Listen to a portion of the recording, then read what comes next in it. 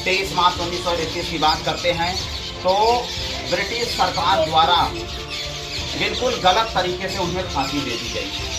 आप सभी जानते हैं, जब भी हम बात करते हैं भगत सिंह, राजगुरु, सुखदेव के फांसी की, उससे पहले इनके संघर्षों की बात कर लेते हैं। चाहे वह जेल के अंदर रह करके भूख हड़ताल करना या अंग्रेजों के साथ लगातार समस्त स्वतंत्रता सेनानियों के साथ मिलकर के लगातार संघर्ष करना।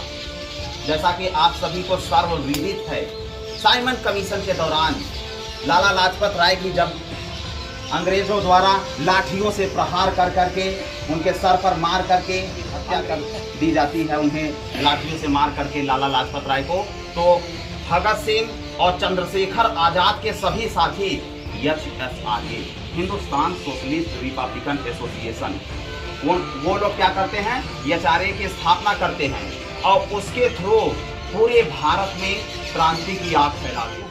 लाला लाजपत राय की मौत का बदला लेना उनके समस्त साथी मिल करके, और 23 मार्च 1931 को जब उनको फांसी दी जानी थी, उचित समय कुछ और था, लेकिन वो लोग रात में ही, ये उन्हें पता था कि पूरी की पूरी जो जेल थी चारों तरफ से घिर चुकी थी। समझ रहे हैं, राजगुरु और भगत सिंह और सुखदेव, इन सभी को क्या किया उन लोगों ने, सोचा कि जो है सामने वाले गेट से अगर यदि निकलेंगे तो समस्त जितनी भी उस समय स्वतंत्रता सेनानी थे वो लोग उनको मार देते।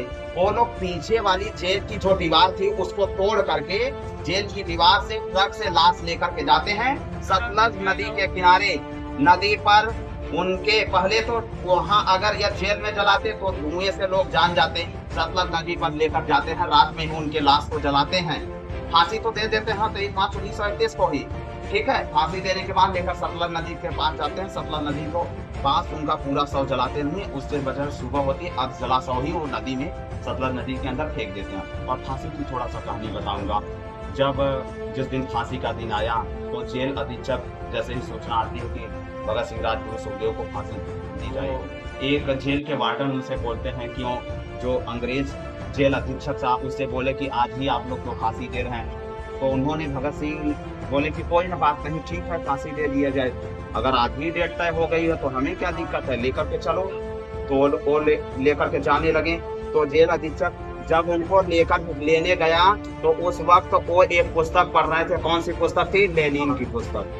बाकी आप सभी जान सकते हैं कि ऐसा व्यक्ति जो मरते वक्त एक पुस्तक अगर यह पढ़ रहा था तो आप समझ सकते हैं भगत सिंह को किताब कितनी पसंद थी। और हम इसी के साथ समाप्त करना चाहेंगे क्योंकि इधर बगल में साउंड बज रहा है तो पूरा नहीं बोलना संभव नहीं हो सकता। इस कहानी को मैं कभी और आप लोग को बता दूंगा, बहुत बड़ी है।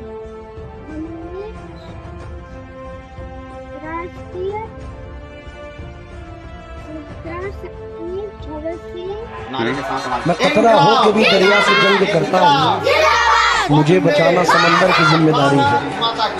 दुआ करो कि सलामत रहे मेरी हिम्मत, ये चिराग कई आंधियों पे भारी है।